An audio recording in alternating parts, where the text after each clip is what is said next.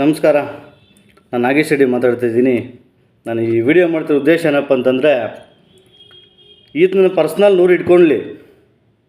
ಈ ಸಂದೀಪ್ ರೆಡ್ಡಿ ಪರ್ಸ್ನಲ್ 100 ಇಟ್ಕೊಳ್ಳಿ. ನೀನು ಈ ಊಟ ಯಾರಿಗನ್ನ ಕೊಟ್ಕೋಪ್ಪ, ನೀನು ಸ್ಕೂಲ್ಗನ್ನ ಕೊಡು, ಇಡೀ ದೇಶಕ್ಕನ್ನ ಕೊಡು, ಇಡೀ ಚಿಕ್ಕಬಳ್ಳಾಪುರ ತಾಲೂಕನ್ನ ಕೊಡು, ಬಾಗೇಪಲ್ಲಿಗನ್ನ ಕೊಡು. ಇಲ್ಲಿ ಉದ್ದೇಶ ಬರ್ತಾ ಇರ್ತಕ್ಕಂಥದ್ದು ಏನು ಅಂತಂದರೆ, ನಿನಗೆ ಸಾಮಾನ್ಯ ಪರಿಜ್ಞಾನ ಇಲ್ಲದೆ, ನಿನಗೆ ಅಟ್ಲೀಸ್ಟ್ ಸ್ವಲ್ಪ ಆದರೂ ಸಾಮಾನ್ಯ ಪರಿಜ್ಞಾನ ಇಲ್ಲದೆ ಒಂದು ಶಾಲೆಗೋ, ಒಂದು ಕಾಲೇಜ್ಗೋ, ಒಂದು ವುಮೆನ್ಸ್ ಕಾಲೇಜ್ಗೋ ಊಟ ಕೊಡಬೇಕು ಅಂತ ಹೋಗಿದ್ಯಾ, ಒಳ್ಳೇದಾಯಿತು, ಒಪ್ಕೊಳ್ಳೋಣ. ಅಲ್ಲಿ ಕೊಡೋಕೆ ಹೋದ ಸಂದರ್ಭದಲ್ಲಿ ಅದಕ್ಕೊಂದು ಪರ್ಮಿಷನ್ ಬೇಕು, ಅದಕ್ಕೆ ಆದ ಒಂದು ಅಥಾರಿಟಿ ಇರ್ತದೆ, ಅದಕ್ಕೆ ಆದ ಒಂದು ಕಮಿಷನರ್ ಇರ್ತಾರೆ. ಅವ್ರ ಹತ್ರ ಪರ್ಮಿಷನ್ ತಗೋಬೇಕು ಅನ್ನೋ ಸಾಮಾನ್ಯ ಪರಿಜ್ಞಾನ ಇಲ್ದಿರ ನೀನು ಯಾವ ರೀತಿ ಸಮಾಜಮುಖಿ ಕೆಲಸಗಳು ಮಾಡೋಕ್ಕೆ ಕೊಟ್ಟಿದ್ದೀಯ ಸ್ವಾಮಿ? ನಾಳೆ ದಿನ ಮಕ್ಕಳಿಗೆ ಏನು ಹೆಚ್ಚು ಕಮ್ಮಿ ಆಯಿತು, ನೀನು ಕೊಡೋ ಆಹಾರದಲ್ಲಿ ಏನೇನು ಹೆಚ್ಚು ಕಮ್ಮಿ ಇತ್ತು, ಅಲ್ಲಿ ಇರತಕ್ಕಂಥ ಮಕ್ಕಳಿಗೆ ಏನು ಹೆಚ್ಚು ಕಮ್ಮಿ ಆದರೆ ಯಾರು ಹೊಣೆ ಆಗ್ತಾರೆ? ಅದು ಸ್ವಲ್ಪ ಅದು ಸಾಮಾನ್ಯ ಪರಿಜ್ಞಾನ ತಮಗಿಲ್ಲದೆ ಮಾಡಿರೋ ತಪ್ಪು. ನೀನೊಬ್ಬ ದೊಡ್ಡ ಸಮಾಜಮುಖಿ ಕೆಲಸ ಮಾಡ್ತಿರೋ ಅನ್ನೋದು ಗೊತ್ತು, ಆಯಿತು, ಒಪ್ಕೊಳ್ಳೋಣ.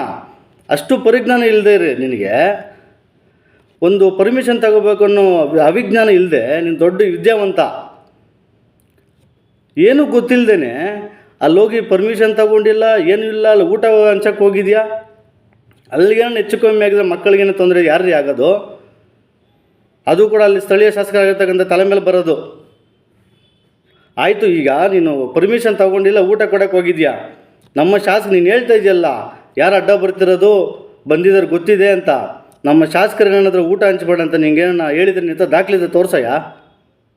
ನಿಮ್ಮ ಹತ್ರ ಏನೋ ದಾಖಲಿದೆ ತೋರಿಸ್ರಿ, ಒಪ್ಕೊಳ್ಳೋಣ. ಆಗ ಏನೂ ಇಲ್ಲದೆ ತಲೆ ಮೇಲೆ ಗೂಬೆ ಕೂರಿಸೋ ರೀತಿಯಲ್ಲಿ ಎಲ್ಲದಕ್ಕೂ ನಮ್ಮ ಶಾಸಕರೇ ಮಾಡಿದ್ದಾರೆ ಅನ್ನೋ ರೀತಿಯಲ್ಲಿ ನೀವು ಮಾತಾಡೋದಕ್ಕೆ ತುಂಬ ದೊಡ್ಡ ತಪ್ಪಿದು.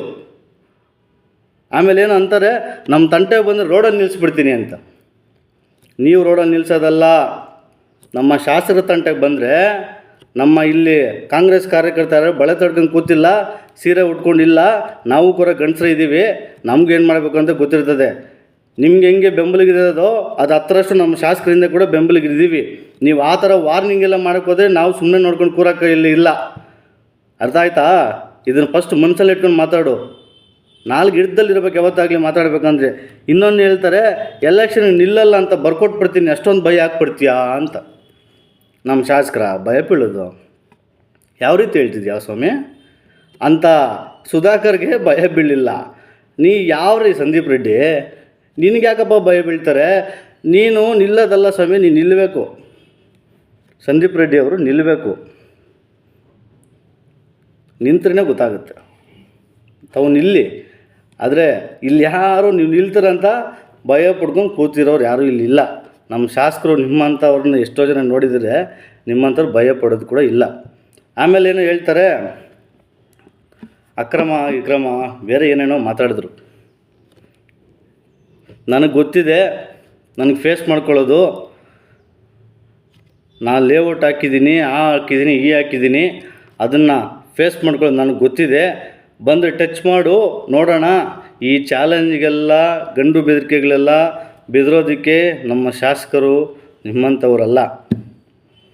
ಯಾರು ಅಕ್ರಮವಾಗಿ ಲೇಔಟ್ಗಳು ಮಾಡಿದ್ದಾರೆ, ಯಾರು ಅಕ್ರಮವಾಗಿ ಲೇಔಟ್ಗಳು ಮಾಡಿ ಕೋಟ್ಯಾಂತರ ರೂಪಾಯಿ ದುಡ್ಡು ಮಾಡಿ ಅದನ್ನು ಜನಸೇವೆ ಮಾಡಿ ಜನ ಒಳ್ಳೆತನ ಅನ್ಸ್ಕೋಬೇಕು ಅಂತ ಯಾರು ಮಾಡೋಕ್ಕೆ ಹೊರಟಿದ್ದಾರೆ ಅನ್ನೋದನ್ನು ಚಿಕ್ಕಬಳ್ಳಾಪುರ ಜನತೆಗೆಲ್ಲ ಗೊತ್ತಿದೆ.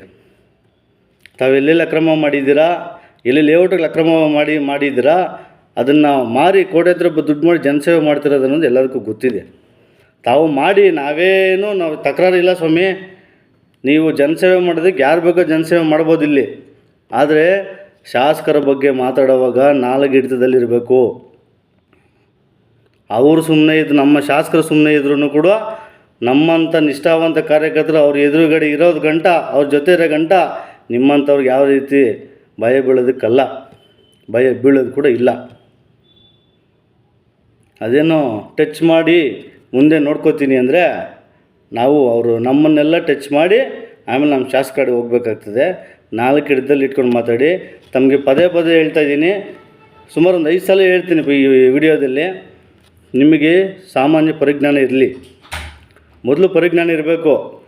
ಒಂದು ಕಾಲೇಜಾಗಲಿ ಸ್ಕೂಲ್ಗಾಗಲಿ ಅನ್ನ ಕೊಡಬೇಕಾದ್ರೆ ಏನೇನು ಅನುದಾನ ಮಾಡ್ತಿರೋ ಏನು ಮಾಡ್ತಿರೋ ಮಾಡೋವಾಗ ಅದಕ್ಕೆ ಪ್ರಿಕಾಷನ್ಸ್ ಅನ್ನೋದು ಇರ್ತದೆ, ಅದಕ್ಕೆ ಆಗುತ್ತೆ ಅಥಾರಿಟಿ ಇರ್ತದೆ, ಅದನ್ನು ಪರ್ಮಿಷನ್ ತೊಗೊಂಡು ಮಾಡಬೇಕು. ಅವೆಲ್ಲ ಏನು ತಗೊಳ್ದೆ ಮಾಡ್ದಿರ ತಾವು ಬಾಯಿಗೆ ಬಂದು ಮಾತಾಡಿದ್ರೆ ತಪ್ಪಾಗುತ್ತೆ. ಎಚ್ಚರಿಕೆ ಕೊಡ್ತಾಯಿದ್ದೀನಿ. ನಾವ್ಯಾರು ಸುಮ್ಮನೆ ಕೂತಿಲ್ಲ ಇಲ್ಲಿ ಕಾಂಗ್ರೆಸ್ ಕಾರ್ಯಕರ್ತರು. ತಾವು ನಾಳೆ ಹಿಡ್ಕೊಂಡು ಮಾತಾಡಬೇಕು.